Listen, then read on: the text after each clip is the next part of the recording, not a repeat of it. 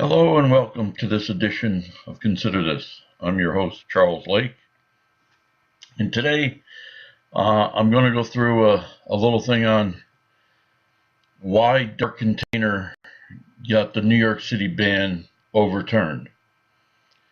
And it wasn't because they proved that their product didn't cause diabetes or anything else. It caused very severe health conditions. It's because of the recycling. A New York City judge overturned, well, it wasn't a city judge, it was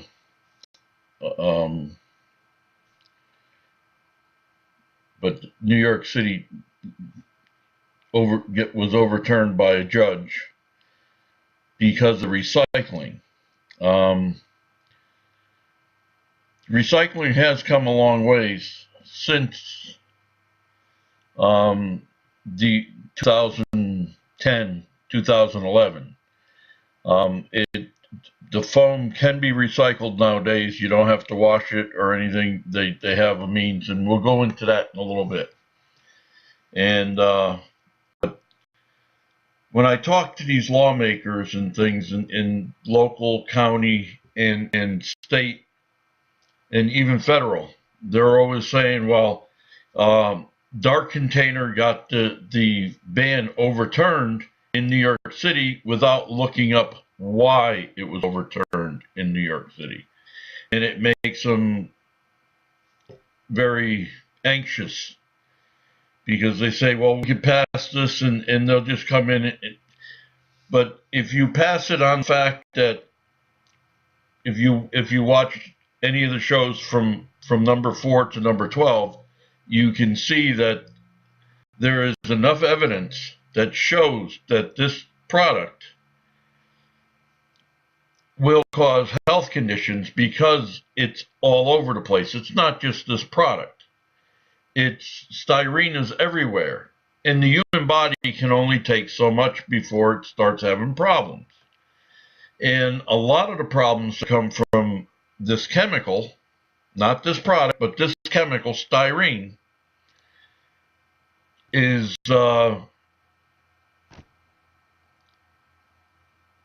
not. There's no studies been done. So we have the symptoms, and we know that this chemical causes these symptoms, but nobody has gone to do the study. It's just cheaper to sell you medication to fix the problem that really don't fix the problem. So we're going to go through this a little bit, and this is from Dark Container Corporation, January 9, 2015, when they filed the lawsuit against New York City. And like I said, it was basically because of the recycling. The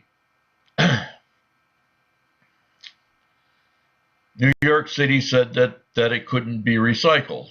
And this is the summer legal challenge in that foam is not recycled.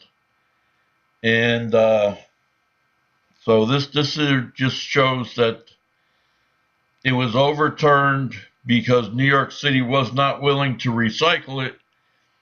They didn't have much in there about what the health costs were of this chemical that leaches from the styrofoam and the polystyrene, which if you look at polystyrene, it has styrene right in it. It's part of the name. So we all know it leaches out. Studies have been done over and over. We know that children get autism, and one of the main chemicals is styrene.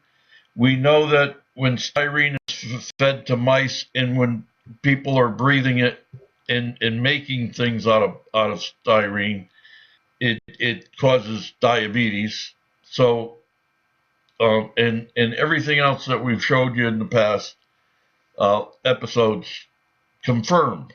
And there are studies that have been done that show this. Well, if you go to the website of DART, which we are at right now, and go to news, and go to, I hate this thing. Go to environmental news. And here we go. And loading. If you go here to Indianapolis leads high tech recycling, this is the article. Come on. This is the article here, which tells you about the machine that does recycling. And if you click here,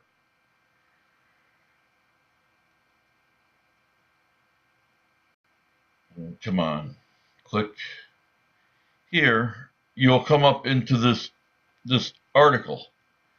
And this article has a little bit of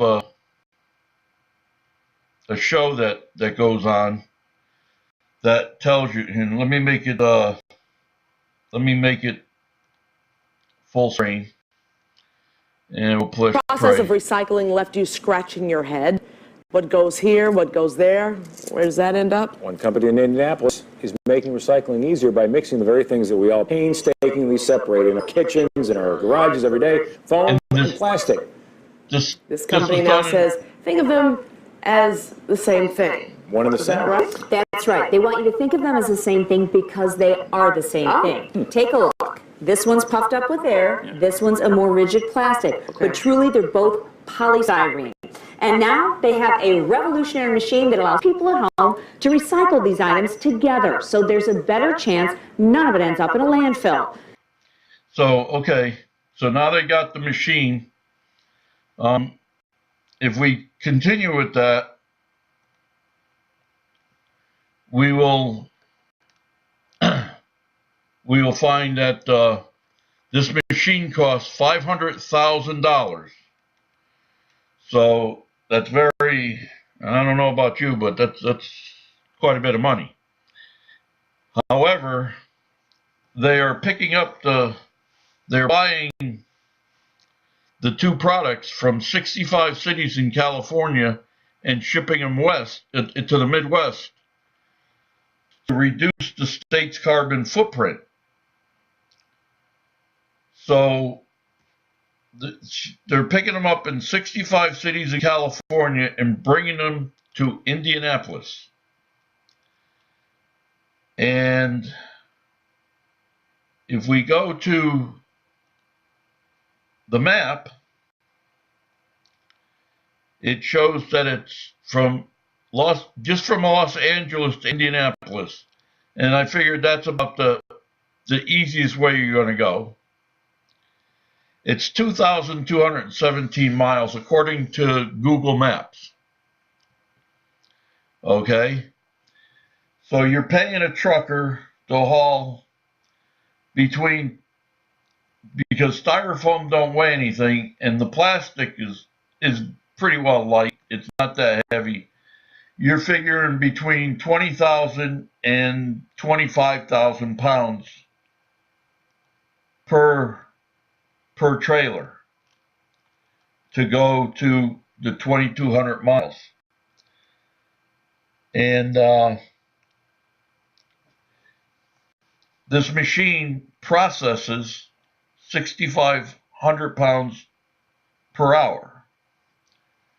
So it's going to take 65 divided by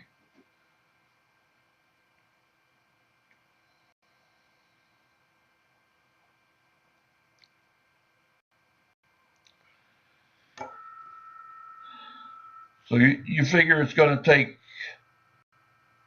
approximately 3.5 hours per trailer load.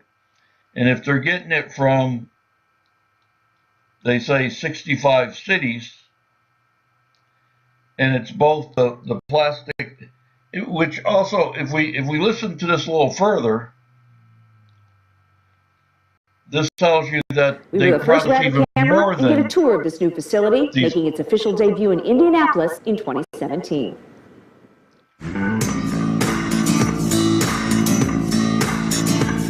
From your house to this warehouse in Indianapolis. Plastic Recycling Inc., or PRI, is revolutionizing the way we trash our trash. This is the first facility that we're aware of that is processing both solid and foam polystyrene together. Dart Corporation, the maker of these, and these, and these, couldn't be happier. Because starting in 2017, PRI is focusing on foam. Yes, foam. Mixing it with other recyclable materials for repurposing the new way. Takes the material, recycles it, reprocesses it, and we can reuse it. These bales, hundreds of them, fill the Indy warehouse. Red Solo cups and styrofoam egg cartons or coffee cups, all existing in unison. All of them stamped with recycling number 6. Right now, Plastic Recycling Inc. is buying 2 products commingled from 65 cities in California and shipping it to the Midwest to reduce the state's carbon footprint. PRI is finally making money thanks to this. The $500,000 Pelon, better known as an optical sorter. So instead of using humans and having them decipher one type of plastic from another, we can use machinery that will do it automatically, and it does it instantaneously. The process is involved and starts by breaking up these monstrous bales of California trash, cups, cartons, even cassette tapes. From there, it hits a tumbler to lay out the plastics on the Pelon.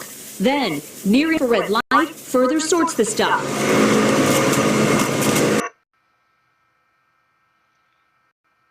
So, okay, so it can sort, it can do everything, it can recycle it, but it don't give the people that are contaminated by it their health back. So, Dark Container says that their product is safe and it does not cause health problems. I beg to differ.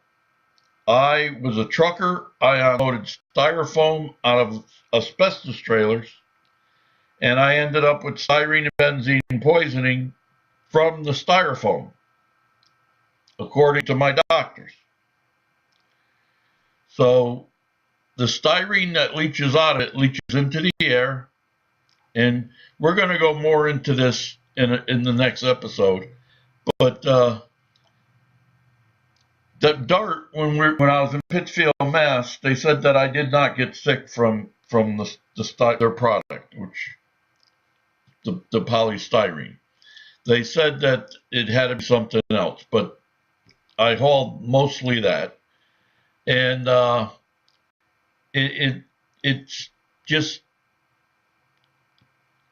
not sensible that yes, their product is FDA approved, but back in the twilight when they did not have, even back before the 70s, it was approved because they did not have the health issues that are going on. And they didn't know it caused these health issues. So Dark Container has back in 2015 brought back their iconic paper cup for New York City. And they say New York City is going to get involved in, I guess, shipping their plastic trash. I don't know if they're going to build another one of these $500,000 machines for New York, or if they're going to ship it out to Indianapolis. It sounds like that plant will be pretty busy. But if something is done to about the health of the people, and this my show shows that styrene is a toxin, and styrene attacks the central nervous system, and it breaks down many parts of the body, and therefore it should be banned from our food products. Now, these machines that we talked about here, the Piranha or whatever they want to call it, would still have work, because as it showed that the cassette tape, well, we go through laptops left and right. The cases of the laptop can be recycled. And we'll get into this in the next show, where I'm going to show a bunch more. And but lawmakers should be worried about the landfill, but they ought to be more concerned about the health of the citizens they represent. And that's what I'm trying to get through to you. I mean, DART did get the lawsuit to overturn because of the recycling. That's the only reason the judge overturned it. They did not prove it did not cause health conditions. And I believe that I have enough information that shows that the health conditions dating back to the 70s that shows it causes diabetes. In the 80s, they knew it attacked the serotonin levels. So if you watched any of the episodes before this, you will know that the health conditions are real, and styrene should be taken away from our food product. I thank you, and I hope the lawmakers that I have spoken to listen to this and not get confused when DART container comes in and they're very vague. I was there in Pittsfield when they said, well, we got it overturned in New York City and we can work on it here.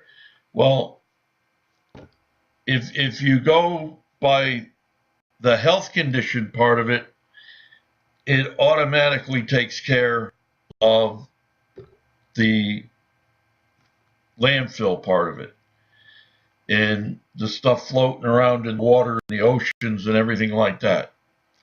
Because if you ban it because it's a health issue, then it's not going to be there to do anything else. And now that they can recycle it, they can recycle all the packaging and everything from the TV sets and the back. All our TV sets are made out of polystyrene. So the machine would have tons of things to do on the recycling part of it to keep all that trash out of the landfill.